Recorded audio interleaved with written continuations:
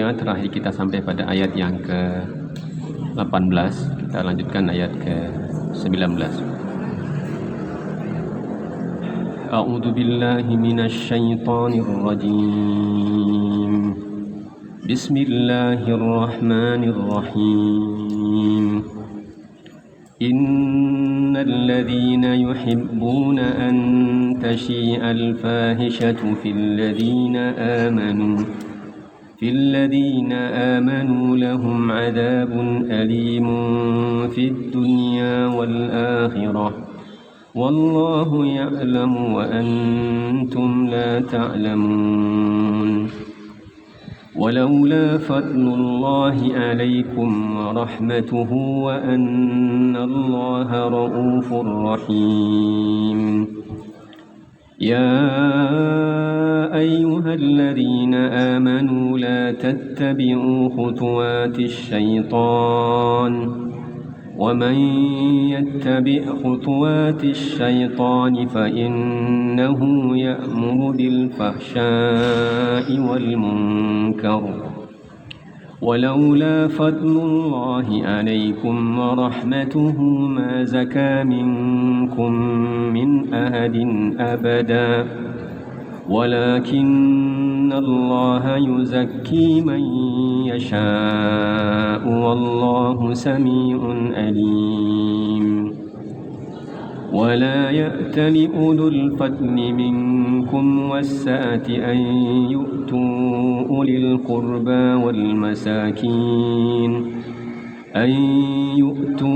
القربى والمساكين والمهاجرين في سبيل الله وليعفوا وليصفحوا ألا تحبون أن يغفر الله لكم والله غفور rahim. Sampai situ dulu, kalau tiada waktu kita sambung. Innal ladzina yuhibbuna an tashi'al fahishatu fil ladzina amanu. Sesungguhnya orang-orang yang menginginkan tersebarnya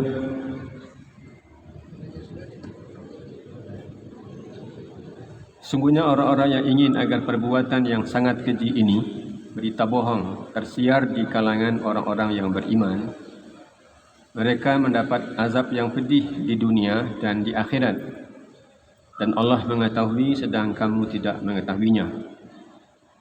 Dan kalau bukan karena karunia Allah dan rahmatnya kepadamu, niscaya kamu akan ditimpa azab yang besar. Sungguh Allah Maha Penyantun, Maha Penyayang.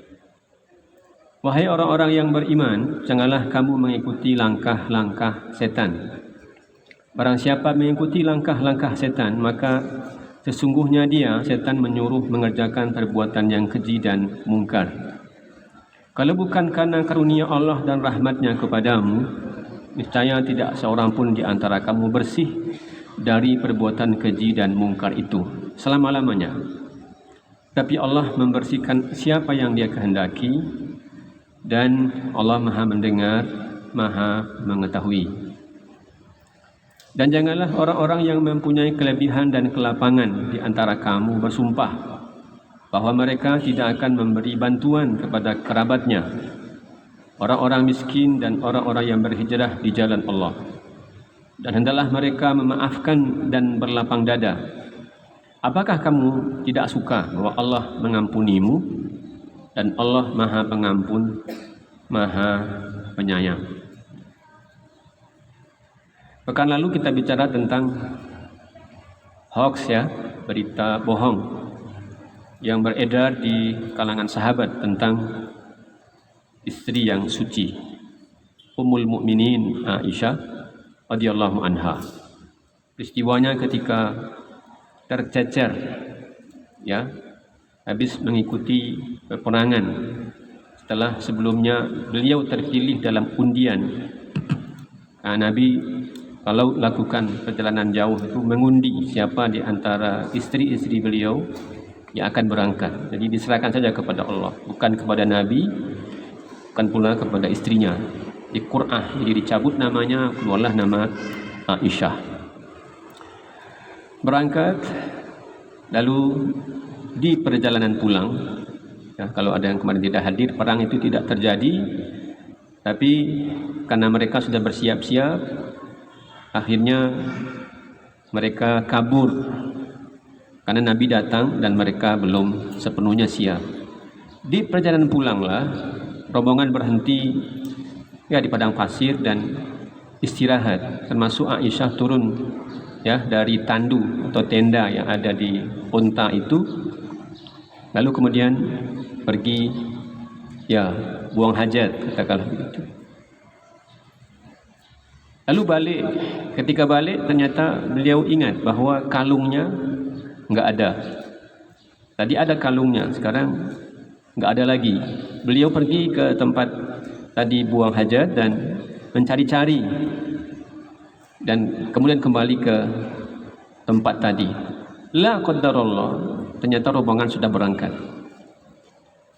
Karena Aisyah itu kecil, ya, jadi seolah-olah tidak terasa bagi orang yang mengangkat ya, untuk dinaikkan ke unta, tandunya itu, tendanya itu. Akhirnya beliau duduk istirahat dan ya tidurlah di situ. Datang seorang sahabat yang biasa, ya kalau anak-anak pramuka biasanya ada yang disebut dengan pasukan semut, di mana barang yang ketinggalan atau kalau ada yang ya ini sakit, ya dia yang mengemasi barang-barang itu. Namanya Safwan ibnul Mu'attal radhiyallahu anhu. Dan beliau sudah kenal karena sebelum perintah hijab ya menutup aurat itu turun, ya biasa melihat Aisyah karena masih kecil. Dan ketika dia lihat ini adalah Aisyah ya Ummul Mukminin, istri Rasulullah, beliau beristirja, inna lillahi wa inna ilaihi raji'un. Kaget luar biasa. Dan tidak ada komentar apapun. Kenapa ibu sendiri? Tidak ada begitu. Tidak ada lagi pertanyaan. Lalu dia suruh ontanya turun, ya. Lalu dia naik. Sampai nanti di Madinah, nggak ada satu kata pun keluar dari mulut dia. Dan Aisyah juga nggak bertanya. Itu adab ya, adab.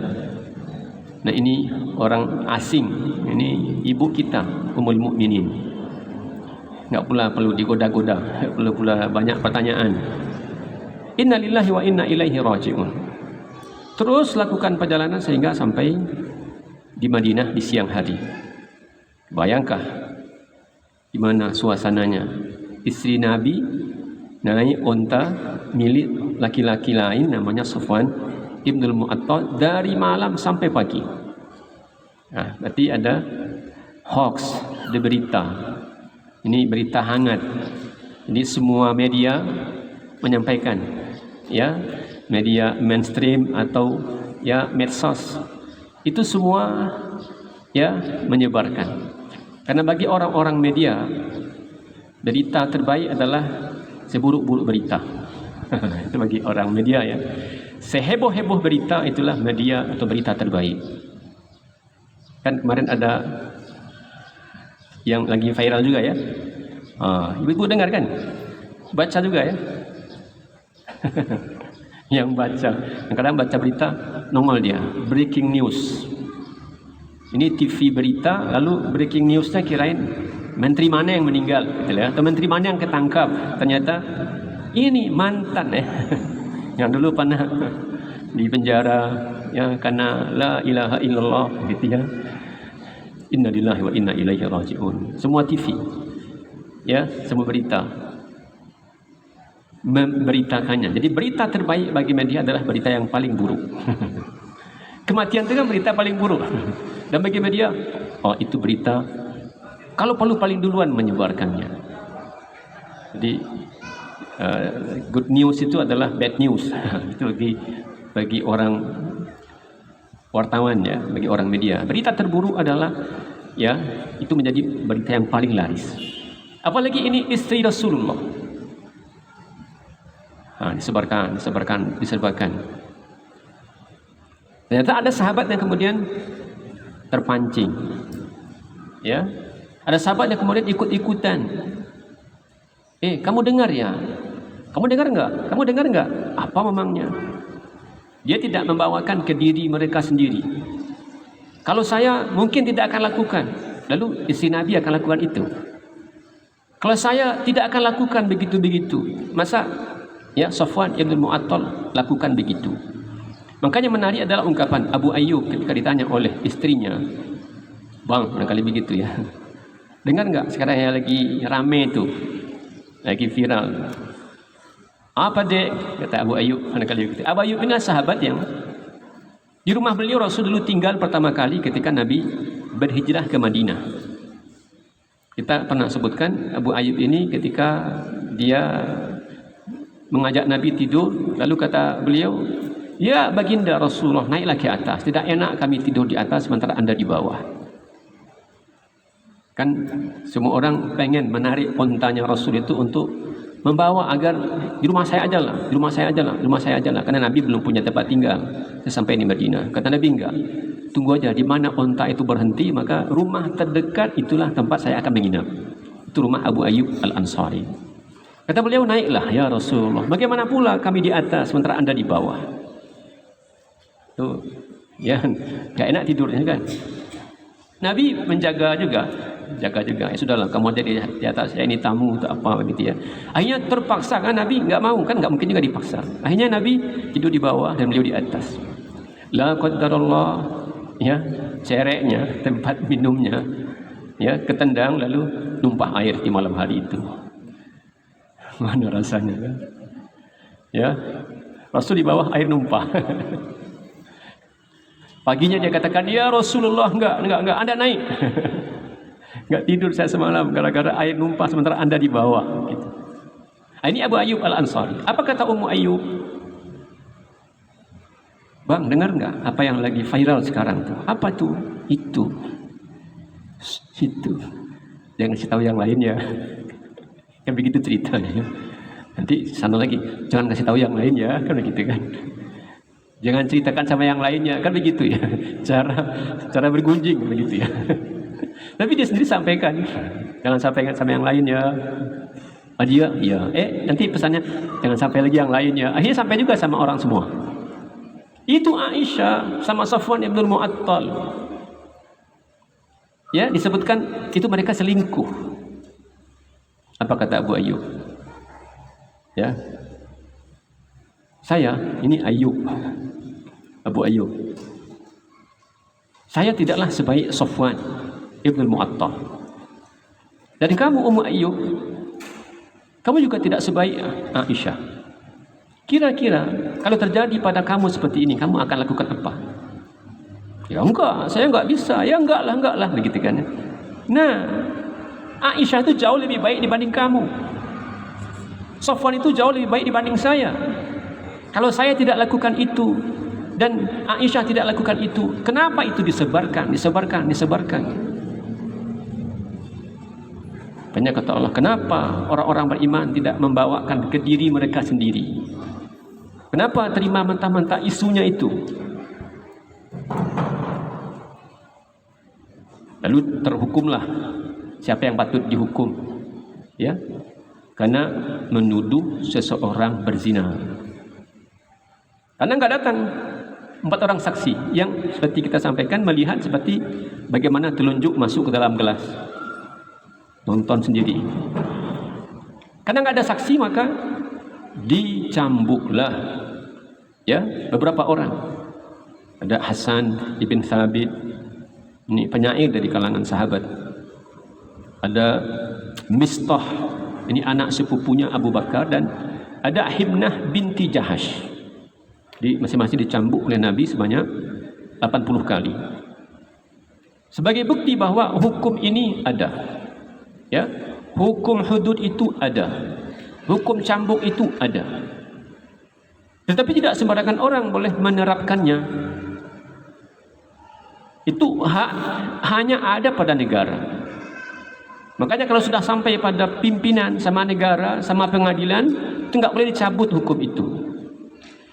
Makanya Nabi kita alaihi salatu wasallam marah sama anak kesayangannya. Anak dari anak angkatnya. Usamah bin Zaid. Nabi pernah punya anak angkat namanya Zaid bin Harithah. Sehingga dipanggil Zaid bin Muhammad dulunya. Dulu anak angkat itu sama statusnya dengan anak kandung dulu pada awalnya. Sehingga kalau ayah angkatnya meninggal, dia berhak mendapatkan warisan. Dan seperti juga anak kandung, istri anak angkat nggak boleh dinikahi. Tapi hukum ini Allah putus. Maka Zaid disuruh menikah dengan laki-laki, Zainab binti Jahash. Ini saudarinya Himnah bintu Jahash, yang termasuk menyebar isu, terprovokasi. Akhirnya dia juga menyampaikan info itu kepada yang lain. Usamah bin Zaid, anaknya Zaid bin Harithah, mantan anak angkat Nabi. Jadi hukum adopsi itu, maaf ya, kalau masih ada di tengah-tengah kita, itu sudah batal sejak lama. Dibikinkan akte notarisnya, masukkan ke KK, didaftarkan sebagai anggota keluarga. Itu sudah dilarang sama agama. Anak angkat itu tidak ada lagi anak angkat. Sehingga istrinya Zaid bin Harithah yang bernama Zainab binti Jahash, setelah diceraikan oleh istri suaminya Zaid bin Harithah, akhirnya menjadi istri Nabi alaihi salatu wassalam, untuk membatalkan hukum yang disebut dengan adopsi tadi, untuk membatalkan bahwa anak angkat ketika dia punya istri, maka istrinya dulu tidak boleh dinikahi dan sekarang boleh dinikahi, tapi istri dari anak kandung tetap tidak boleh dinikahi karena hukumnya berbeda. Maka ketika ada orang yang mencuri dari sebuah kabilah, mereka datang menghadap Usamah bin Zaid, anak kesayangan dari anak angkat Nabi, dan Nabi sangat sayang sama dia. Bahkan Nabi tunjuk dia sebagai panglima perang padahal umurnya belum 17 tahun. Di prajurit itu Abu Bakar, Umar, Utsman, itu mereka di bawah jalan, dia di atas kudanya. Bermohon kepada Usamah, tolonglah, jangan dijalankan hukum potong tangan bagi kabilah kami yang mencuri. Bagaimana pula kan tangannya potong? Mana melihatnya? Tidak enak, kasihan. Datang sama Nabi, membujuk Nabi, ya Rasulullah, adakah peluang lain? Janganlah, pokoknya kalau mau bayar, bayar. Kalau mau dipenjara, penjara, tapi jangan sampai potong tangan karena dia mencuri. Apa kata Nabi dengan wajah merah itu? Nabi sambil marah kata beliau, "Walladzi nafsi biyadihi, demi Allah yang nyawaku ada di tanganku. Inilah yang telah mencelakakan umat-umat sebelum kita, al-Yahud wan Nasara." Kenapa mereka celaka? Karena kalau yang mencuri itu adalah orang bangsawan, orang kaya, terhormat, berpangkat, maka mereka biarkan, mereka maafkan, atau mereka ganti hukumannya, atau mereka ringankan hukumannya. Tapi kalau yang mencuri itu adalah orang biasa, yang mencuri karena memang lapar, yang mencuri karena memang kebutuhan sekolah dapur anaknya, istrinya, akhadhuhu, lalu hukum Allah tegak. Kata Nabi, "Walladzi nafsi biyadihi, demi Allah yang nyawaku ada di tangannya. Lau anna Fatimah binti Muhammadin sariqat, andai yang mencuri itu adalah anakku sendiri, darah dagingku sendiri, Fatimah anak Muhammad, laqata'tu yadaha, pasti aku potong tangannya." Itu berlaku hukum hudud. Karena sekarang ada juga, ini media ini la ilaha illallah. Jadi ada media yang khusus sepertinya. Apa kerjanya? Mencikarawi. Apa tu istilahnya? Cikarau apa tu ya? Bikin heboh aja, bikin kita kesal, bikin kita marah gitu. Kalau dia nggak mau sholat, sudah nggak usah sholat, tapi jangan macam-macam gitu. Dia nggak percaya sama hukum Islam, nggak apa-apa, tapi jangan katakan, ya saya nggak suka. Ya sudah, kalau kamu nggak suka, simpan aja lah. Jangan digeneralisir. Kata dia, tidak ada perintah sholat dalam Quran. La ilaha illallah. La ilaha illallah. Kadang azan yang dicela, kadang sholat yang dicela, dan ajaibnya KTP-nya masih Islam. Kan banyak yang nggak puasa, nggak puasa kan dia sendiri yang nanggung, nggak apa-apa. Tapi sampai dia katakan puasa nggak wajib, itu masalah. Apalagi dia jadi guru, jadi public figure, Nggak sholat nggak apa-apa, itu urusan dia dengan Tuhannya. Tapi dia katakan sholat nggak wajib, itu masalah. Nah, itu ada pula channelnya itu. Ya, kalau semakin aneh, itu semakin tersebar. Jadi guru saya dulu bicara begini, kasihan Islam ini. Kenapa kasihan? Karena Islam itu seperti tanah lapang, lahan pengembalaan, padang rumput. Padang rumput namanya ya padang rumput umum gitu. Mau ayam siapa masuk nggak ada yang larang. Mau kambing siapa yang masuk nggak ada yang larang. Mau sapi siapa yang masuk, mau kerbau siapa yang masuk nggak ada yang larang. Itu milik umum. Jadi hanya karena dia Islam lalu dia bicara tentang Islam, padahal entah kapan dia belajar Islam. Hanya karena dia Islam dia katakan begini, padahal tak pandai ngaji entah enggak. Ngaji aja, bukan disuruh bahasa Arab, ngaji aja. Entah pandai entah enggak. Itu dia bicara tentang Islam. Ya, itu kul a'udzu bil falaq itu entah hafal entah enggak. Nah, ada orang salatnya kul huwallah, kul ya ayyuhal kafirun. Kul huwallah. Itu aja setiap salat. Lalu dia mengklaim, lalu dia katakan Islam tuh enggak begini, atau Islam tuh begini. Jadi siapa aja boleh komen tentang Islam. Tapi coba, ini guru biologi di sekolah, ini guru fisika di sekolah. Siapa yang didengarkan kalau dia bicara biologi? Guru fisika atau guru biologi? Guru biologi. Saya yang ngerti Quran, ngerti hadis, nggak akan bicara tentang biologi karena nggak ada ilmu saya di situ. Kecuali kulit-kulitnya aja. Kalau panjang cerita sudah saya angkat tangan. Tapi orang tidak mau angkat tangan tentang Islam.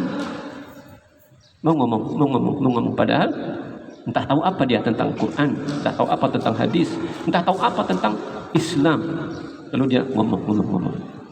Jadi Islam ini seperti lahan pengembalaan sehingga siapapun boleh masuk. Jadi siapapun boleh ngomong. Orang Syiah ngomong Islam, ingkar sunnah ngomong Islam, yang enggak salat ngomong Islam, yang enggak puasa ngomong Islam. Islamnya ini, tapi andai mereka non-Islam kan selesai sama kita. Islam itu yang jadi masalah, KTP Islamnya itu. Kalau dia non-Muslim, sini kamu, sini, jewer kupingnya itu. Sentil dia. Itu tutup mulutnya itu kan, cabain mulutnya itu. Kamu non-Islam tapi ngomongin Islam pula, ambil cabai lemparin ke mulutnya. Tapi karena dia Islam, mau diapain? Jadi Allah mengatakan begini, innal ladzina yuhibbuna an tashi'al fahishatu fil ladzina amanu. Jadi tadi selesai, orang-orang tadi itu dihukum. Ya, enggak ada pilihan. Hukumnya hudud. Setelah sampai di pengadilan enggak boleh ditarik. Itu namanya hukum hudud. Yang mencuri potong tangannya. Yang berzina dicambuk kalau masih gadis atau bujangan. Di penjara setahun atau diasingkan setahun. Kalau sudah menikah atau pernah menikah, statusnya suami istri yang sah atau mantan. mantan suami atau mantan istri, duda, janda gitu ya. Kalau sudah begitu, gali lubang selututnya, dilempari pakai batu sampai meninggal. Kejam? Enggak juga. Sadis enggak juga. Itu hukumannya dari Allah. Gimana kita menyebut hukum Allah itu kejam? Allah yang menciptakan kita. Yang buat kita pandai bicara itu kan Allah. Enggak malu kita ngomongnya bahwa dia kejam. Hukumnya kejam. Kamu dulu di mana sih? Kok sekarang seperti ini? Lalu setelah tahu, setelah punya pemahaman, lalu katanya hukum Allah itu kejam, hukum Allah itu sadis. Kalau kamu nggak sanggup mengamalkannya, tutup mulut aja. Jangan sampai menuding Allah tidak adil, Allah kejam, Allah hukumnya begini, atau hukum Allah itu hanya layak untuk masa lalu atau masa lampau. Jangan. Kita lanjutkan. Apa kata Allah? Innal ladzina yuhibbuna an tashi'al fahishatu fil ladzina amanu. Sesungguhnya orang-orang yang menginginkan berita ini tersebar di kalangan kaum muslimin. Ingin hoax ini tersebar dalam kaum muslimin. Allah itu berharap, Nabi itu meminta kita, ngapain? Kalau ada aib, tutup. Kalau ada aib, tutup. Dan tidak ada orang yang tidak punya aib. Ada aibnya, tutup.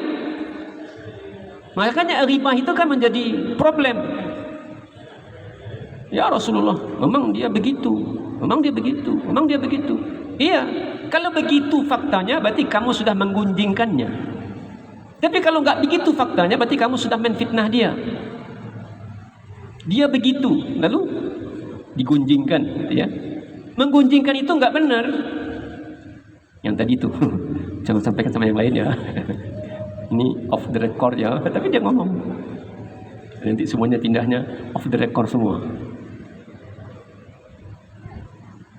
Nah, orang-orang yang pengen itu ada dalam kaum muslimin, ya berita begitu kan gaduh, heboh tuh ya.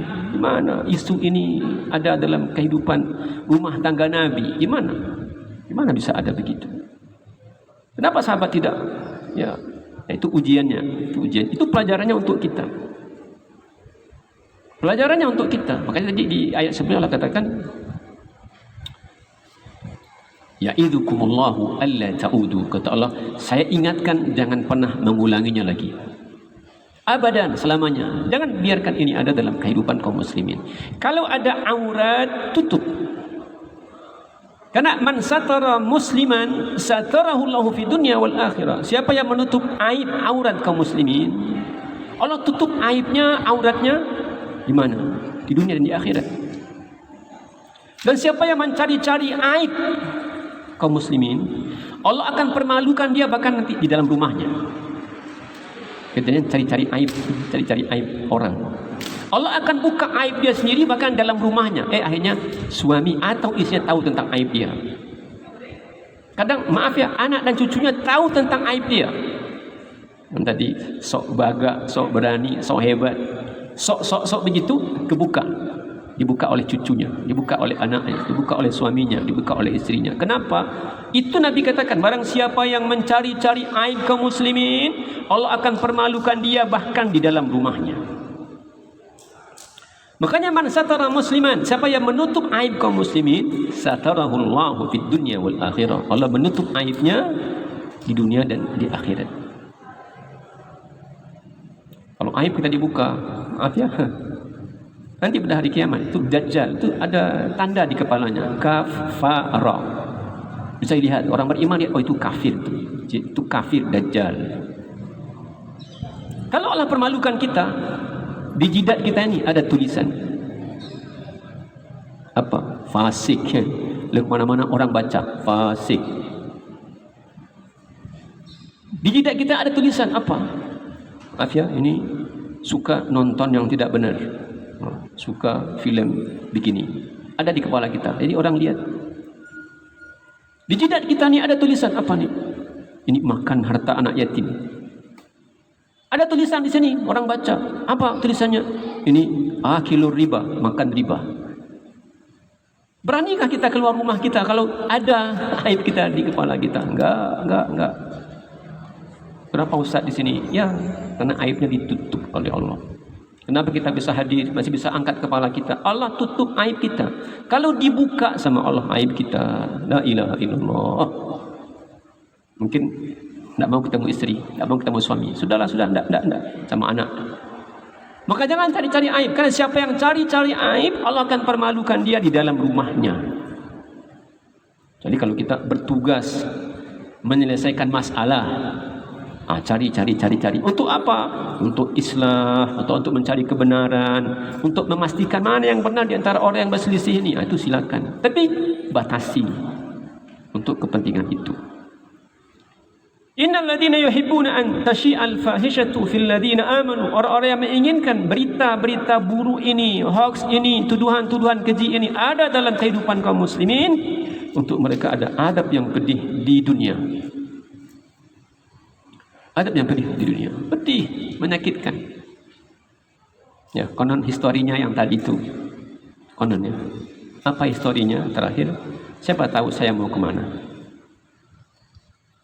Mau kemana dia kira-kira sekarang? Mau ke surga atau ke neraka? Dua jalan aja. Tidak ada jalan ketiga. La ilaha illallah. Hidup ini ya. Kemarin masih siaran, ya. Pagi gembira sekali, jalan-jalan. masih dibaca statusnya. Sekian jam yang lalu, dia sudah enggak ada.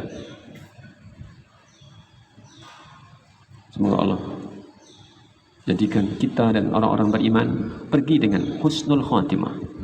Ya, pergi dengan husnul khatimah. Lahum adzabun alim, adab yang pedih. Seperti apa? Seperti apa? Di akhirat kelak, Nabi katakan alaihi salatu wasalam, pedihnya siksaan akhirat. Andai alat untuk menyiksa di akhirat itu jatuh ke dunia, rantai, kalau yang kakek-kakek sore-sore hari bawa wow tu, 2 di kanan, 2 di kiri. Allahu Akbar, Allahu Akbar. Dah mau maghrib hari, dia masih bawa tu. Orangnya sudah mau maghrib juga. Dan 65 umurnya, kau dah mau maghrib.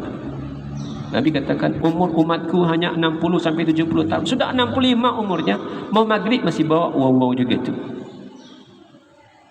Pagi-pagi dia bangun, orang azan dia. Kita mau ke masjid. Kita ke masjid, ternyata dia pergi keluar rumah juga bawa 2 wow juga di kiri, 2 wow di kanan. Itu ada rantai. Kata Nabi, andai satu anak rantai yang nanti dengannya orang-orang di neraka itu dibelenggu, jatuh satu anak rantai itu di puncak gunung, itu cukup untuk menjadikan gunung itu meleleh. Gunung meleleh, coba. Dan tidak perlu lama, ya, tidak perlu lama. Ibu-ibu beli ayam lalu taruh di freezer, itu butuh berjam-jam baru dia kemudian, ya, normal. Itu cepat sebentar aja, satu jatuh, meleleh. Di dunia, di akhirat. Allah katakan, وَلَنُذِيقَنَّهُمْ مِنَ الْعَذَابِ الْأَدْنَى دُونَ الْعَذَابِ الْأَكْبَرِ. Kami timpakan, kami berikan, kami rasakan kepada mereka al-adab al-adna, adab yang ringan, sebelum adab yang besar, adab yang berat. Itu penderitaan, kesulitan, ya, sakit yang tidak berhenti di dunia. Di dunia. Karena tidak ada kesulitan kita, tidak ada masalah dengan kesehatan kita, tidak ada kepayahan kita, melainkan itu adalah al-adab al-adna. Karena Allah mengatakan, ma asabakum min musibatin fabima kasabat aydikum. Apapun musibah yang menimpamu itu karena dosamu. Apapun.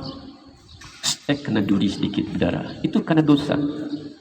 Jalannya terantuk batu kakinya, sakit. Jalannya jatuh lalu terkilir kakinya, itu karena dosa. Wa ya'fu an katsir, dan banyak kesalahan itu Allah maafkan.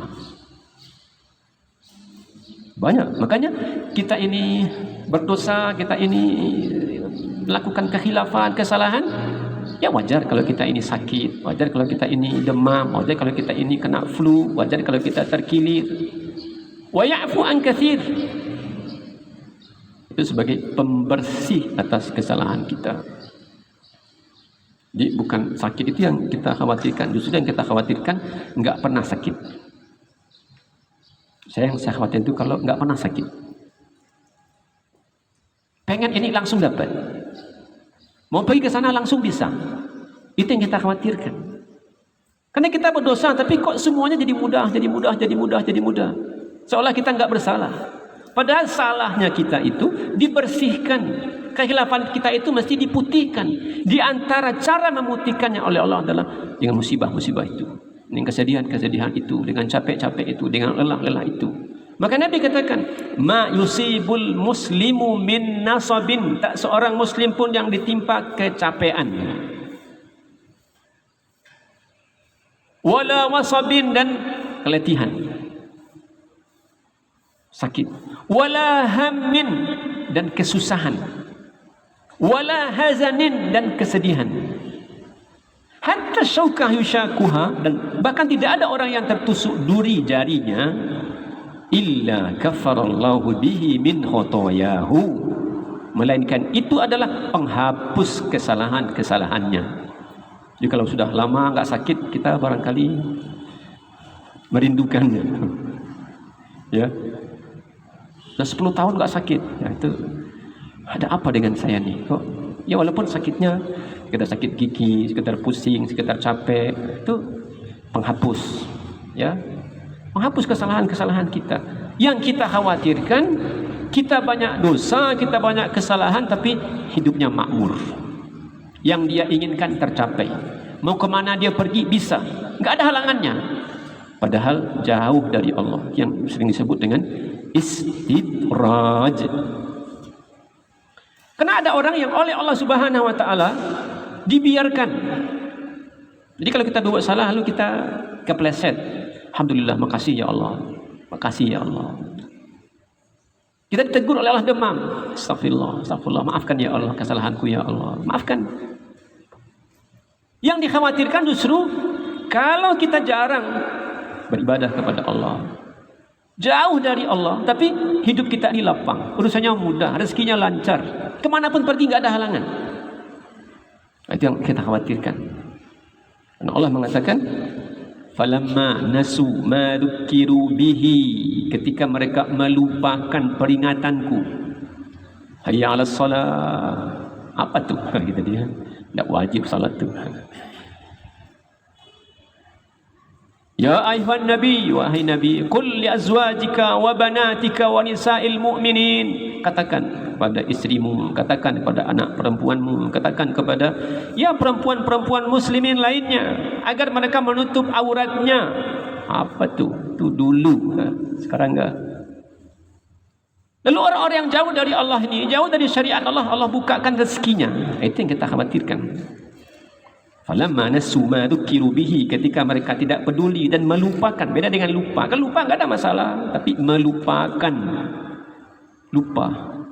Jam 5 hari. Tadi udah asar belum ya? Datang jam sekian, habis itu ngobrol sama ini. Orang itu azan, saya ke sini. Oh, belum. Enggak apa-apa. Sampai maghrib pun baru ingat. Lupa, enggak apa-apa. Tapi dia tahu ini salat. Itu dia remehkan salat itu. Itu jadi masalah. Ini dia, falamma nasu ma dzukiru bihi, ketika mereka melupakan peringatanku, fatahna alaihim abwaba kulli syai', justru saat itu aku bukakan baginya pintu-pintu rezeki dari semua arah. Warung ini menguntungkan banyak sekali, usaha ini menguntungkan banyak sekali, pekerjaan ini mendatangkan uang banyak sekali, pertanian yang ditanam ini banyak sekali panennya, padahal dia menemukannya saat jauh dari Allah. Itu yang dikhawatirkan. Allah bukakan semua pintunya.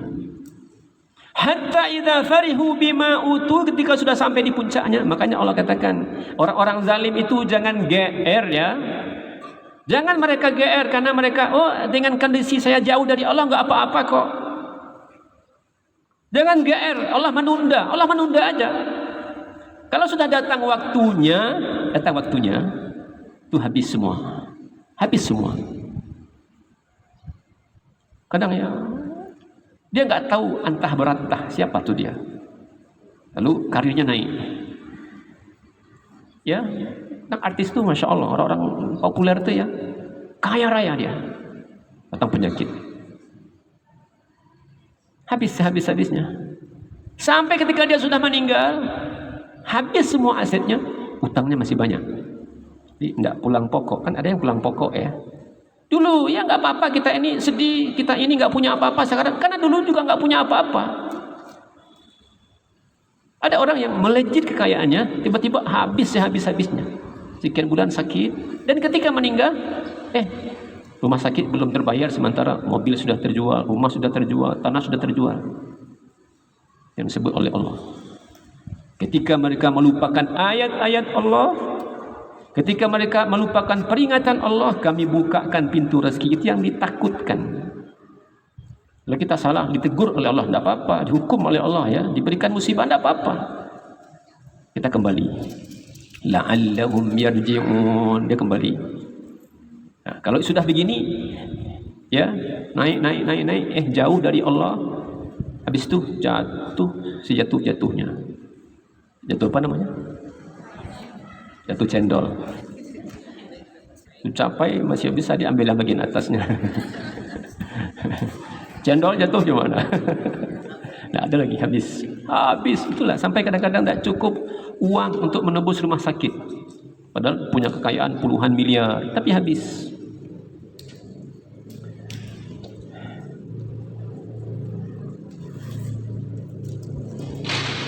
Lahum adzabun alimun fid dunya wal akhirah. Seperti apa pedihnya azab di akhirat? Seperti apa pedihnya di azab akhirat? Nabi kita katakan alaihi salatu wassalam, kata beliau ya. Didatangkan orang yang paling menderita ke sorga, lalu dimasukkan satu kali celupan. Ya, katakanlah begini. Ambil sama Allah, masuk ya ke sorga. Diangkat lagi. Jangan lama-lama gitu ya. Begitupun didatangkan orang yang paling senang hidupnya di muka bumi, ya, lalu masukkan ke neraka sebentar saja. Itu antara dunia dan akhirat, bumi dan langit, surga dan neraka itu bumi dan langit, ya, paling bawah sampai yang paling tinggi. Orang yang paling menderita hidup di muka bumi, kita ini belum menderita, mak-mak kita belum menderita, kakek nenek kita belum menderita, ada yang lebih menderita. Ya, makannya entah seperti apa, tempat tinggal entah seperti apa, pakaian entah seperti apa, kondisinya sangat menyedihkan. Orang ini kebetulan beriman. Alhamdulillah, dia ingat sama Tuhannya. Lalu kata Allah, fulan masuk ke surga sekejap. Tanya, kamu pernah susah enggak? Pernah menderita enggak? Pernah lapar enggak? Pernah sakit enggak? Pernah? Kata dia, la ya Rabb. Enggak pernah. Padahal sekejap aja. Taruh lagi. Dan sebaliknya, didatangkan orang yang paling senang di muka bumi, yang paling kaya, yang paling mudah urusannya. Saya baca kemarin. Dibaca kenapa? Karena menikah dalam keadaan Islam. Jadi saya bacalah pernikahan anaknya Bill Gates. Bill Gates itu termasuk orang yang paling kaya sekarang. Tidak muat duitnya ditaruh di sini.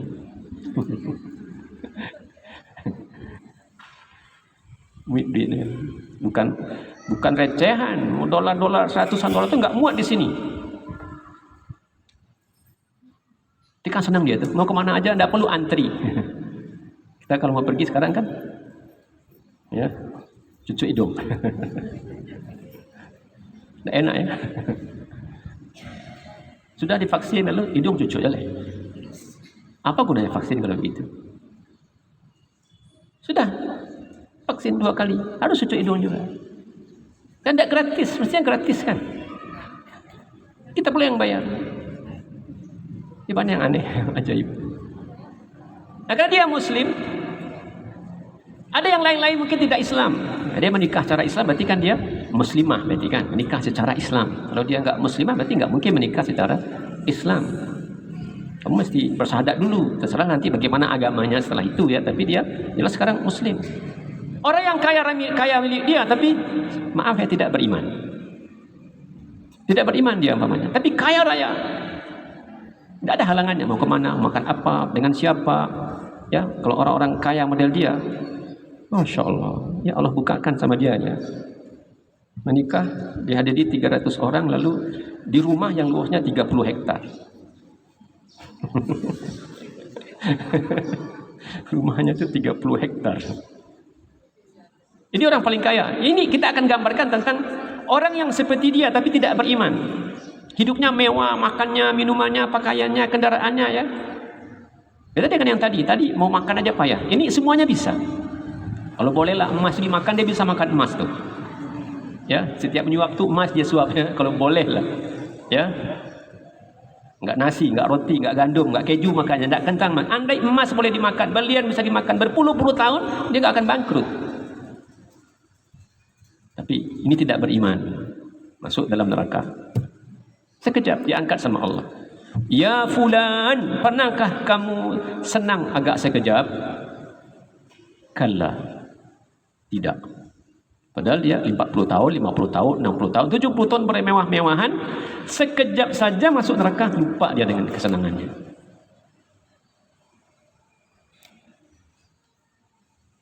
Di dunia menderita, di akhirat sengsara. Maka jangan ya, kalau ada peluang-peluang begitu, apalagi ya ini orang baik, terkenal, ya baik di tengah-tengah masyarakat. Kalau ada yang infokan begitu, bawakan ke diri kita sendiri. Kalau kita ragu, sudah tutup mulut aja, nggak usah pula. Jangan kasih tahu yang lain ya. Itu namanya kita menggunjingkannya. Karena sama ayat ini nanti. Ya, kalau enggak nanti dicambuk sampai 80 kali. Walaula fadlullahi alaikum wa rahmatuhu wa anna Allaha raufur rahim. Kalau bukan karena karunia Allah untukmu dan karena rahmatnya, kasih sayang Allah, kelembutan Allah, pemaafnya Allah, kalau bukan karena itu, betapa menderitanya ini sahabat-sahabat yang tadi, yang mereka ikut terlibat. Ini sahabat loh, sahabat. Apalagi di zaman sekarang, kita amalnya berapa dibandingkan sahabat? Kesolehannya berapa dibandingkan dengan sahabat? Kan kita ikut sahabat itu kan namanya aja. Siapa namanya Fatimah? Apakah amal kita sama dengan amalnya Fatimah? Kan enggak, namanya doang Fatimah. Siapa namanya Aisyah? Apakah ilmu kita seperti ilmunya Aisyah? Enggak, namanya Aisyah. Kan begitu kan? Siapa namanya? Umar, Abu Bakar, Utsman. Semua nama sahabat itu ada sama kita, sama anak kita, sama keluarga kita. Apakah amal-amalnya sama dengan amal mereka? Enggak. Kalau mereka saja begitu, Allah peringatkan, hati-hati kalian. Ini hanya karena karuniaku, hanya karena rahmatmu. Kalian berhak mendapatkan rahmat dan karunia dari Allah karena amal-amal solehnya. Apakah akan juga dapat karunia dan rahmat Allah diberikan kepada kita sementara amal-amal kita minim?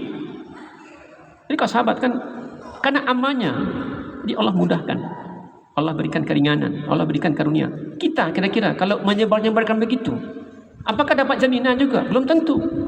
Sahabat punya modal. Apa modalnya? Kalau mereka berinfak yang terbaik. Kalau baca Qur'annya banyak-banyak. Kalau mereka mau salat panjang-panjang. Sehingga ya Allah kasihan sama mereka, Allah sayang sama mereka. Kita dengan sahabat itu hanya apa samanya? Nama. Nama. Siapa namanya? Zainab. Ya Zainab. Zainab itu luar biasa, istri Nabi. Siapa namanya?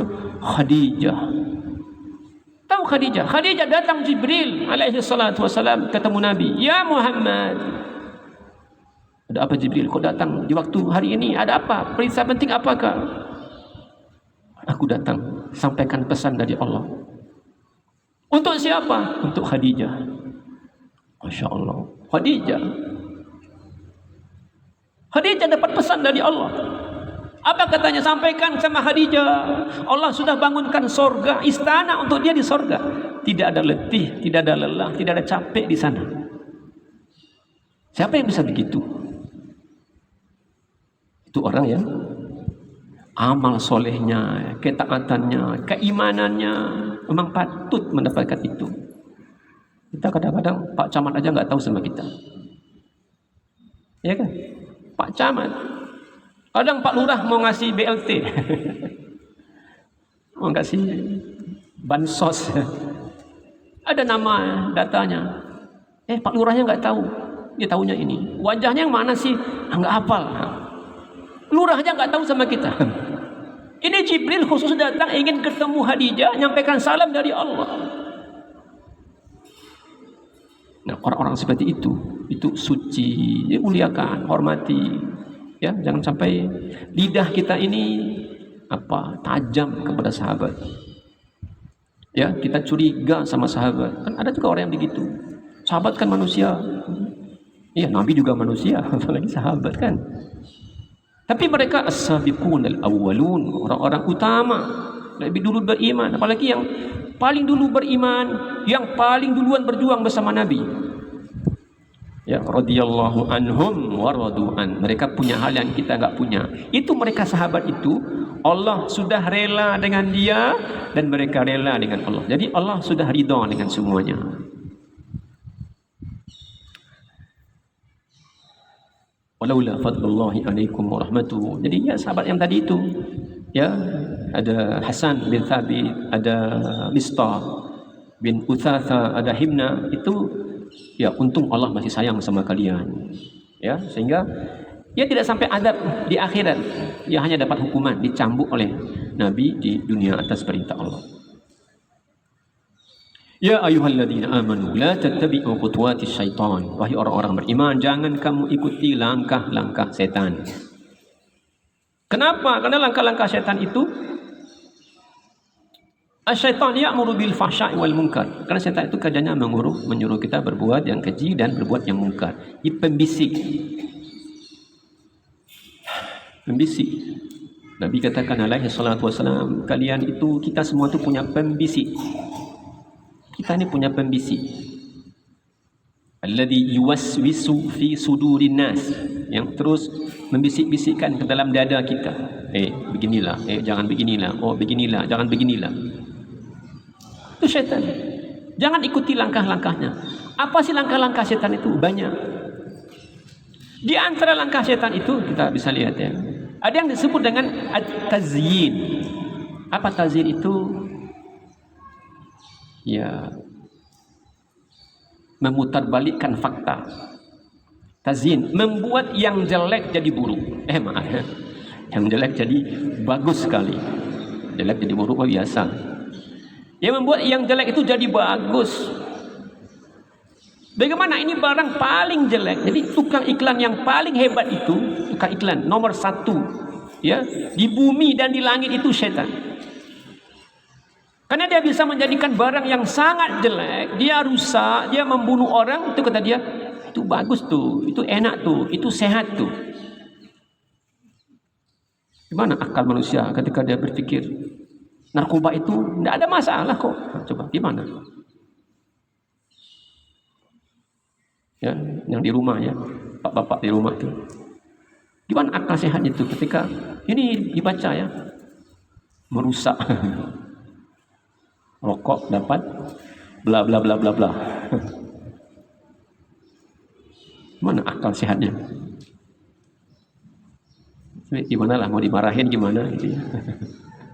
Dimarahin kata dia, saya lebih duluan nikah sama dia. Kamu nomor 2, istri saya nomor 2 kata dia. Memang dia punya istri nomor 1? Ada, rokok. Jadi istri satunya rokok, istri keduanya ibu dari anak-anaknya. Gimana? Itu setan yang bikin begitu. Setan. Bagaimana barang yang busuk, bagi yang tidak perokok ya, bagi yang tidak perokok. Rokok itu la ilaha illallah, busuknya. Sedang naik bis ya, kamu semua orang perokok. Yang tidak biasa merokok itu apa? Busuk. Bagi perokok enak. Enak. Dan ajaibnya setan itu kerja coba. Bagaimana orang bisa berhenti makan, berhenti minum? Nah, itu halal. Nih, minum. Sekarang baru jam 5:15. Nanti 1 jam lagi adzan, kan begitu ya. Dari pagi jam 5 sampai jam 5:15 sore dia nggak minum-minum. Dan itu halal. Dia beli dengan duit dia sendiri. Duitnya halal, airnya halal. Dia nggak mau. Kenapa? Saya puasa. Dimulai aja beduk berbunyi, Allahu Akbar, Allahu Akbar. Minum seteguk 2 teguk, apa yang dia cari? Jadi anehnya, dia berpuasa dari yang halal. Halal, makan halal, buah halal, minum halal. Halal itu dia puasa. Lalu berbuka dengan yang haram. La ilaha illallah. Berbuka dengan yang haram, padahal siang hari dia puasa. Puasa dari yang halal. Yang halal dia tahan, yang tahan. Mulai aja berbuka, langsung berbuka dengan yang haram. Kalau dimarahin dia, kita kesal sama dia. Ya, kamu istri kedua, ngapain? Marahnya dia tuh. Tazyin. Bagaimana setan itu bisa memaksa? Ya, memaksa. Makanya ada ulama, apa kata beliau? Saya mampu, amanah insya Allah. Kalau dititipkan uang sebanyak apapun, mau sekarung atau 2 karung, 3 karung pun uang kamu titipkan ke saya aman. Tapi saya nggak sanggup. Kalau kamu titipkan kepada saya itu budak perempuan hitam jelek, itu saya nggak sanggup. Karena mungkin jelek itu sekali pandang, pandang kedua manis. Tadi hitam ya, kalau kedua lama-lama jadi manis, hitam manis lagi. Kalian tadi enggak, saya enggak. Jangan titipkan kepada saya. Padahal ya mungkin hidungnya pesek, ya mungkin pendek, hitam gitu ya. Kalau sudah dia berdua, kata Nabi, wasyaitanu thalithuhuma, setan jadi pihak ketiga. Teruslah, apa-apa, kamu belum pernah nyoba, coba aja dulu, ha? Begitu. Azin. Di iklannya begitu setan itu, dia kipaskan setiap saat. Makanya Nabi katakan kalian itu semua itu punya pembisik. Semua. Siapa yang dapat bisikan yang buruk-buruk? Buruk-buruk bisikannya. Itu tidak apa-apa. Kalau kamu pengen cepat kaya, ambil aja. Kalau mau kerja, kapan sih kayanya? Lagi ASN ya. Kan mobilnya mau ganti sama Pajero, mau ganti sama Fortuner. Gimana? Kalau gaji cuma 5 juta, mana bisa beli? Pajero aja nyicilnya itu 5 tahun nyicilnya 7 juta sebulan. Gimana bisa? Gaji cuma 5 juta. Apa itu? Tantangan aja lah itu. Begitu kan? Yang buruk itu dia bisa mengiklankannya. Yang busuk itu dia bisa mengiklannya. Itu kerjaan setan. Itu namanya tazyin. Tazyin. Dia buat yang buruk, yang busuk itu jadi wangi. Jadi cantik, jadi indah banget. Ya, makanya saya sanggup insya Allah jaga uang. Ya, berapapun banyaknya. Tapi saya nggak sanggup jaga orang. Berapapun bentuknya. Ya, bagaimanapun bentuknya. Kan tidak ada yang jelek ya, tapi begitulah. Sejelek apapun dia, tapi kalau dia orang, perempuan, lawan jenis, nah itunya kata dia. Tapi kalau uang saya sanggup. Itu tazyin namanya. Ya, setan membuat yang buruk menjadi indah di mata, ya, sehingga jadi menarik.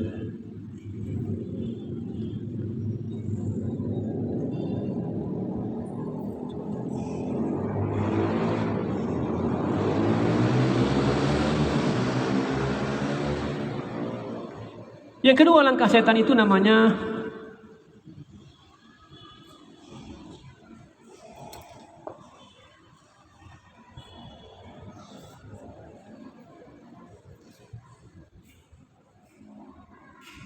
tadi dulu.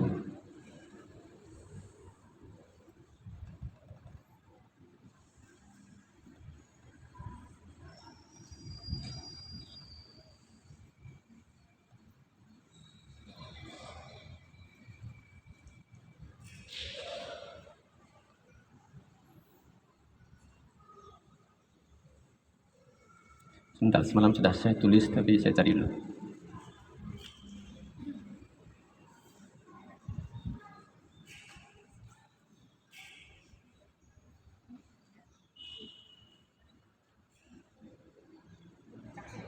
Namanya talbis. Apa talbis? Menipu. Ya, dia menipu. Tadi dia membuat sesuatu yang jelek menjadi indah.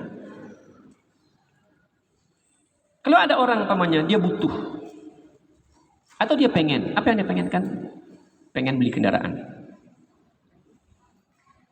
Gimana caranya? Uang nggak ada. Ya minjam. Ada cara lain minjam. Itu mikir-mikir dia. Ini gimana nih? Ke bank ini riba, ini begini. Gimana ya caranya? Kata setan, enggak apa-apa itu. Kan kamu tidak ganggu orang. Kan kamu tidak jahat sama orang. Kan kamu tidak nyakitin orang. Sudahlah, tuh datang ke bank. Tuh bank 46 tuh. Yang minjam 4 bayar 6. Dia tipunya. Setannya yang nipu. Padahal itu jelas riba. Wa ahallallahu al-bai'a wa harrama riba. Allah menghalalkan jual beli tapi mengharamkan riba. Jual belinya boleh tapi riba, apa riba itu? Kullu qardin jarra naf'an fahuwa riba. Setiap transaksi pinjam meminjam yang jumlah pinjamannya nanti dikembalikan lebih banyak dengan yang dipinjam itu namanya riba. Tapi kita sudah tidak apa-apa, kan kamu tidak sakiti orang, kamu kan tidak jahat sama manusia. Nah, lanjut. Apa? Tantangan akad. Dan Allah katakan, tanya maaf ya, kalau masih ada yang tersangkut-sangkut dengan riba itu, kalau ada uang segera selesaikan, segera. Ya, masih 5 tahun lagi Ustaz. Kalau ada uang, kalau bisa dipercepat, percepat. Kalau ada, Jangan ikut. Ya dulu belum tahu Ustaz, sekarang udah tahu. Itu gimana? Ya sudah, mungkin tahan aja selera dulu. Nahan dulu selera. Ya, kalau perlu puasa. Asal ini selesai. Dan Allah akan bantu. Allah akan bantu. Ya, saya baru aja cerita tadi ketemu sama orang. Sudah 30 tahun hampir berdagang, tapi ya begitu aja. Buka, pinjam, buka, pinjam, tutup, pinjam, tutup, pinjam. Kadang-kadang untuk nutupnya pinjam dulu, nutupnya pinjam. Akhirnya sudah puluhan tahun, apa yang saya dapat kecuali sakit kepala. Hari ini giro yang mesti dibayar. Datang. Besok giro ini lagi. Besok giro ini. Tadi baru dia cerita. Saya nggak tahu. Saya dulu sudah Ustaz larang. Tapi nggak tahu lah. Memang orang itu terus datang bujuk. Sampai kata dia, saya harus bayar bank itu setiap bulan itu 15 juta. Artinya setiap hari saya masih dapat 500.000 untuk bayar itu saja.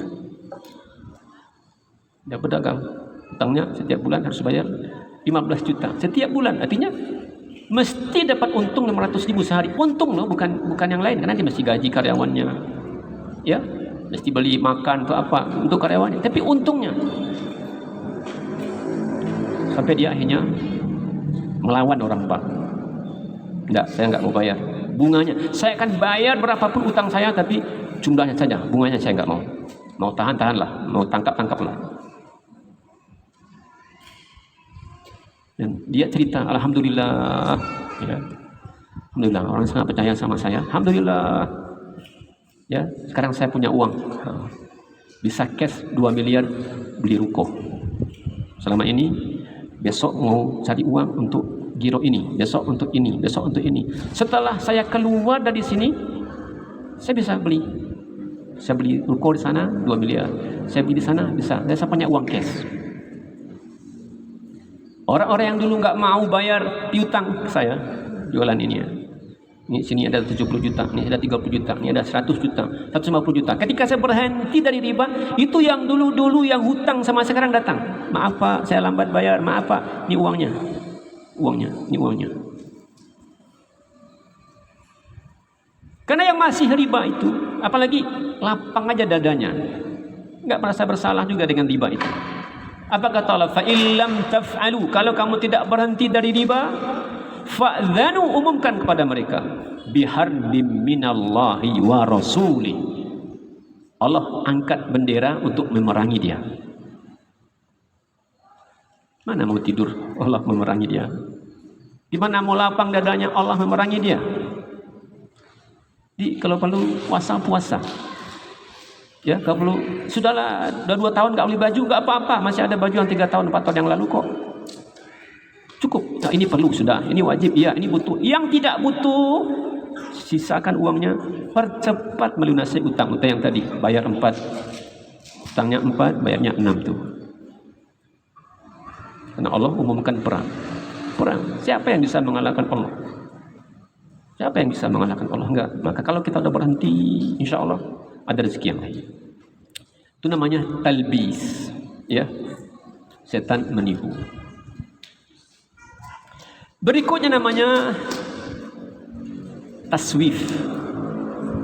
Taswif itu artinya menunda-nunda. Itu dari kata saufa. Saufa itu nanti. Ngapain serius banget beragama, masih muda gini? Ngapain sih tutup-tutup aurat? Nanti aja lah kalau ada tua.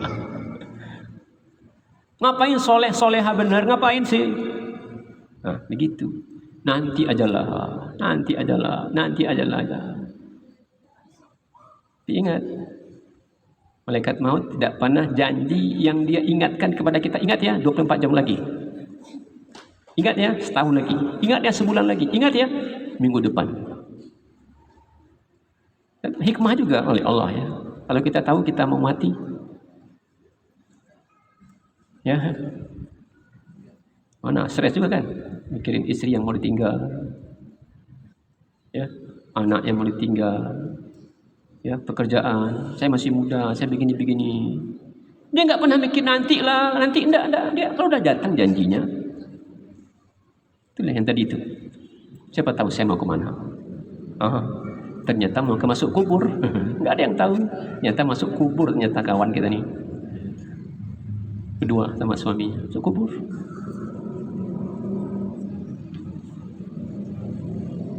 Begitu hidupnya. Tas dia bilang, sayang, kamu masih ya, kamu gagah, kamu idola, kamu cantik, kamu tampan, ngapain nanti aja. Motor, tabrakan. Ya, naik gunung, jatuh. Pergi berenang ke pulau, tenggelam. Dan belum salat lagi. Ya, dan 25 belum salat lagi. Karena nanti. Kan juga sedikit kan, SMA meninggal, baru kuliah meninggal. Itu namanya taswif. Kata setan nanti. Nanti aja. Taat itu nanti aja. Biasa kalau orang sudah tua, taat itu biasa. Yang ya mudah-mudahan ngapain lah, nanti aja lah kan begitu. Yang keempat namanya tahwin. Apa tahwin? Meremehkan. Wah, sekali-sekali nggak apa-apa. Ya kan yang nggak boleh minum itu, mabuk itu kan yang nggak boleh itu kan terus-terusan. Sekali-sekali nggak apa-apa. Gimana? Sekali seminggu aja. Ini sekali seminggu. Seminggu. Itu karena dia begitu tuh. Nyuri ini nggak banyak-banyak nggak apa-apa. Ya, kwitansi kosong tuh sekali 2 kali nggak apa-apa. Ya. Main proyek yang ilegal itu tidak apa-apa sekali-sekali. Gitu. Dia remehkan. Dan ulama kita mengatakan la tastasghiran as-saghair. Jangan kalian pernah meremehkan dosa-dosa kecil. Jangan. Mau kebaikan kecil atau kesalahan, jangan remehkan. Kenapa? Fa innal jibala minal hasa. Itu gunung yang besar itu kalau dia meletus, itu yang berterbangan kan pasirnya. Gunung yang besar yang kekar itu berarti berasal dari gugusan pasir. Makanya kalau dia meletus, dia pasirnya yang berserakan, debunya berserakan. Jangan pernah meremehkan yang kecil-kecil, apalagi dosa kecil. Amal soleh yang kecil jangan diabaikan, karena sedikit demi sedikit jadi bukit dia. Begitupun kesalahan, begitu juga kesolehan. Karena tidak ada dosa kecil kalau dilakukan terus-menerus. Terus-menerus nonton, mungkin sebagian menganggap ya tidak apa-apa lah nonton begitu, ya dosa kecil, tapi malam besok ulang lagi, besok ulang lagi, sehingga menggunung. La saghirata ma'al istimrar. Tidak ada kata kecil kalau terus-menerus. Hari ini 10, besok 10, besok 10, besok 10, besok 10. 10 dosa kecilnya, tapi kalau setahun 3.600. Itu kalau 10 menit. Kalau 10 menit, kalau 10 jam, berapa banyaknya? La tastasghiran saghira. La saghirata ma'al istimrar. Tidak ada istilah kecil kalau terus menerus. Wala kabirata ma'al istighfar. Dan jangan putus asa pula. Karena tidak ada dosa besar kalau diiringi dengan istighfar. Ya Allah maafkan, ya Allah ampuni, ya Allah aku akui kesalahanku dan berjanji enggak mengulangi lagi. Tidak ada lagi yang besar-besar itu. Jangan sampai ada tahwin. Tahwin itu meremehkan. Yang kelima, dia membujuk manusia untuk tidak berada di jalan yang lurus. Karena kalau kamu taat nanti jadi dimusuhi oleh orang. Kadang banyak orang terjebak di kantor, maaf ya. Lingkungan kantor itu kotor. Kadang-kadang ya, kotor. Kalau kita mau jujur, itu kadang-kadang makan hati. Pernah nggak ngalaminnya? Kalau lurus di kantor itu, dicemburui atau dikesalin sama kawan, nggak ditegur orang, nggak disapa. Ada orang bisik-bisik. Ada proyek yang mau dibagi-bagi, itu kita nggak diajak. Kalau kita tahu, itu bisa batal. Apa kata orang? Ya jangan keras-keras bener lah, nanti kamu dimusuhi sama kawan. Begitu kan? Nanti nggak ada orang yang mau sama kamu berteman. Ya belajar aja lah, ikuti aja lah, pandai-pandai aja lah. Begitu. Kejadian juga tuh, setan. Sehingga akhirnya kita yang tadi ya punya prinsip, akhirnya hilang prinsipnya. Hilang, akhirnya ikut juga. Ya gimana lagi? Kalau saya tidak ikut, orang semua ikut. Itu berubah prinsipnya. Tadi di awal kalau tidak halal saya nggak ambil. Itu yang kedua berubah. Kalau kawan setuju, saya setuju. Berubah. Kenapa takut? Karena kalau ikut sama diri sendiri nanti dikucilkan. Akhirnya ikut. Kalau kamu begitu nanti nggak naik pangkat, kan begitu ya? Nggak bisa naik pangkat kalau begitu. Apalagi sama atasan yang pengennya begini. Tapi kamu tahu itu salah, kamu nggak mau. Kamu nggak pernah naik pangkat. Bisa jadi nanti kamu dipindah. Sana pindah, atau ke sana pindah. Ujung, pindah ke ujung sana. Usah strik betul. Itu setan bisikan begitu. Itu namanya dibujuk. Ada lagi at-tai'is. Apa ta'is itu? Putus asa. Kamu dosa udah banyak, ngapain lagi hidup? Siapa yang memaafkan kamu? Ya, coba hitung. Sekian tahun kamu nggak taat kepada Allah. Sekian tahun kamu nggak sholat. Betapa besar dosa kamu tuh, nggak ada gunanya hidup. Begitu kan? Istri kamu tinggalkan, anak-anak kamu telantarkan. Tuh, dia tanamkan putus asa dalam hati manusia. Sudahlah, ngapain lagi hidup? Oh iya pula kata dia kan. Lihat, masih ada sisa baygon. Sisa baygon masih ada. Waliyadzubillah. Ya, itu ke kandang. Ada tuh tali. Itu tai'is. Dia tanamkan putus asa. Kadang sakit ya. Sudah 10 tahun sakit nggak sembuh-sembuh, ngapain sakit sini hidup sini. Sudahlah. Begitu kan. Dikira kalau dia mati itu akan enak. Tai'is.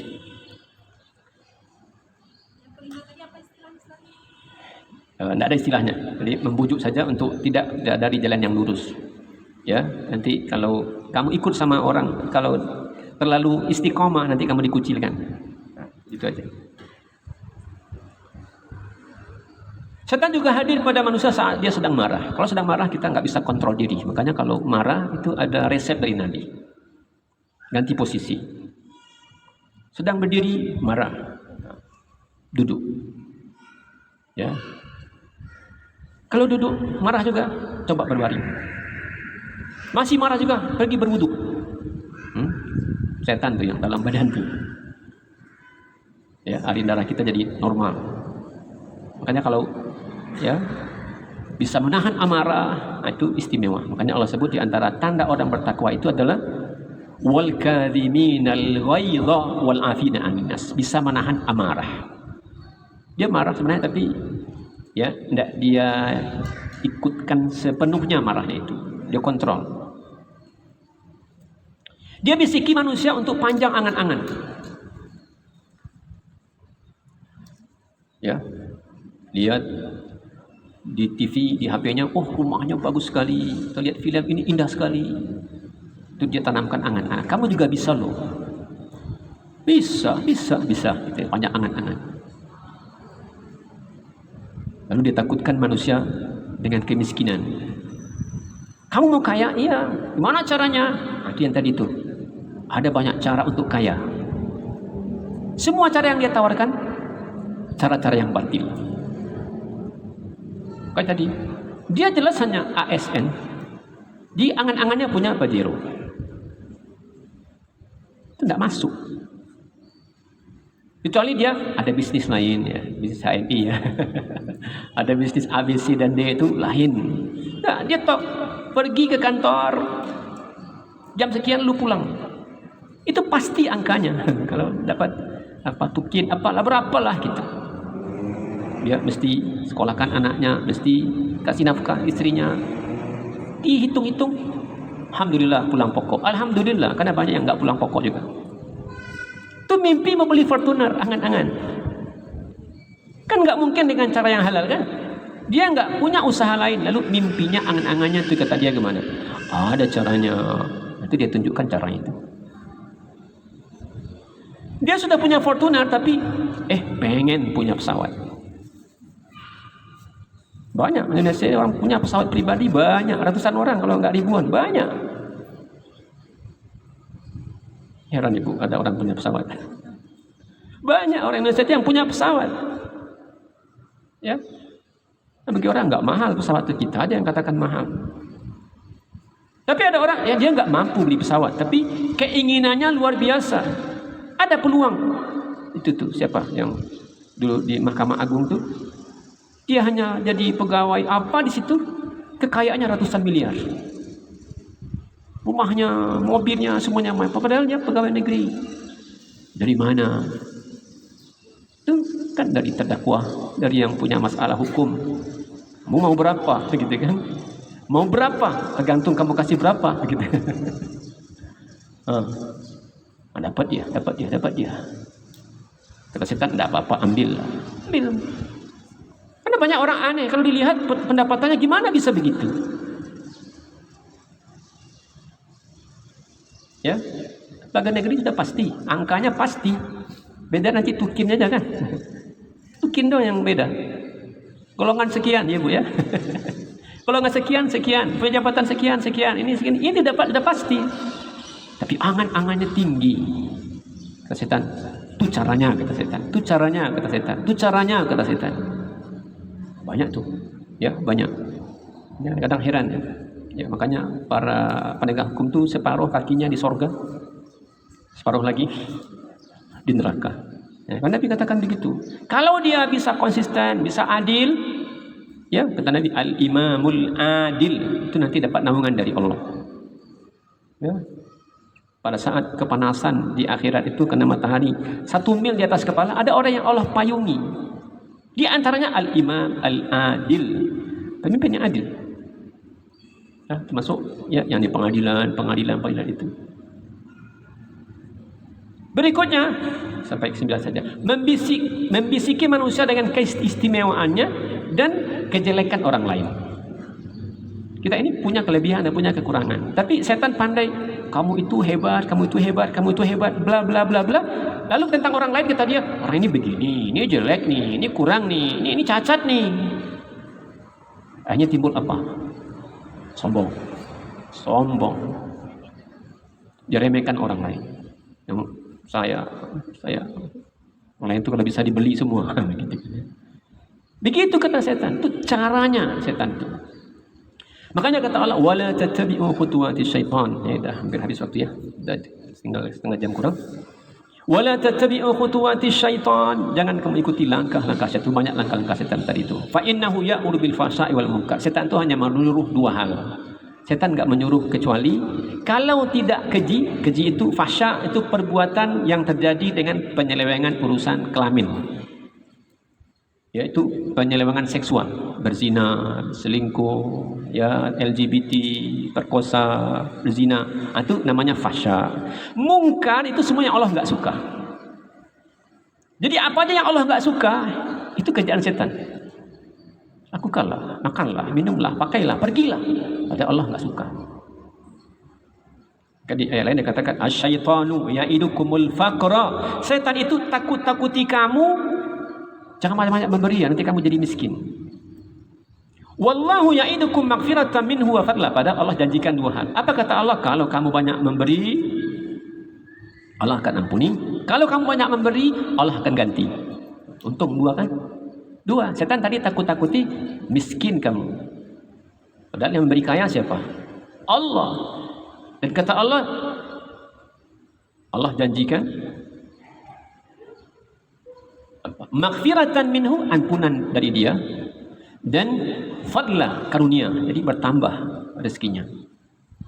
Walaula fadlullahi alaikum warahmatuhu ma zaka minkum min ahadin abada. Kalau bukanlah karena karunia Allah kepadamu dan karena rahmatnya, tidak seorang pun di antara kamu, termasuk kita, saya, ibu-ibu semua, tidak seorang pun di antara kita ini yang selamat dari yang keji dan mungkar. Alhamdulillah, kita patuh kepada Allah. Alhamdulillah, kita taat kepada Allah. Alhamdulillah, kita hindari yang keji-keji, yang mungkar-mungkar itu sepenuhnya karena karunia Allah. Alhamdulillah. Walakinna Allah yuzakki man yasha, tapi Allah memilih, membersihkan siapapun yang dia inginkan. Jadi Allah pilih kita. Jadi kita pilihan Allah. Dipilihnya untuk taat, dipilih mau belajar, dipilihnya untuk mau berubah, dipilihnya untuk ya lakukan kesolehan. Kalau bukan karena Allah, kita enggak ada apa-apanya. Wallahu sami'un alim. Allah Maha mendengar dan Maha mengetahui. Yang terakhir, wala ya'tani ulul fadli minkum. Janganlah orang yang punya keutamaan di antara kalian dan punya kelapangan rezeki. Janganlah bersumpah untuk tidak memberikan sesuatu kepada karib kerabatnya, pada fakir miskin, pada orang yang hijrah jalan Allah. Ini terkait dengan Abu Bakar yang tadi anaknya Aisyah yang dituduh oleh orang lain berselingkuh. Siapa yang menuduh? Di antara yang terlibat menyebarkan fitnah ini adalah Mistah bin Utsafah. Siapa Mistah ini? Mistah ini ibunya Mistah ini itu sepupu Abu Bakar. Yang selama ini Abu Bakarlah menafkahi mereka. Ini orang miskin. Miskin, sudahlah miskin. Apa? Tak tahu diuntung. Ini yang mengasih dia makan itu bapaknya Abu Bakar. Dia dengan Abu Bakar itu ada hubungan kerabatan. Terikut pula dia memindahkan kata-kata. Ya, ini ke sana. Apa kata Abu Bakar? Demi Allah. Ketika tahu yang terlibat ini adalah Mistah, demi Allah, aku tidak akan kasih dia lagi uang. Dia bersumpah, ditegur sama Allah. Janganlah bersumpah orang yang punya keutamaan, orang yang punya kelapangan di antara kamu untuk tidak memberi kepada karib kerabat. Tadi kan begitu, saya tidak akan beri dia lagi. Demi Allah. Kata Allah, jangan. Kata Allah, waliyafu, maafkan sajalah. Waliyasfahu, lapangkanlah dadamu. Biarlah yang lalu sudah berlalu, lapangkan dadamu, maafkan dia. Ala tuhibbuna ayaghfirallahu lakum? Tidakkah kamu suka bahwa Allah akan mengampunimu kalau kamu masih tetap memberi? Kata Abu Bakar, iya, saya suka. Ini untuk Abu Bakar nih, untuk orang yang mau, ya.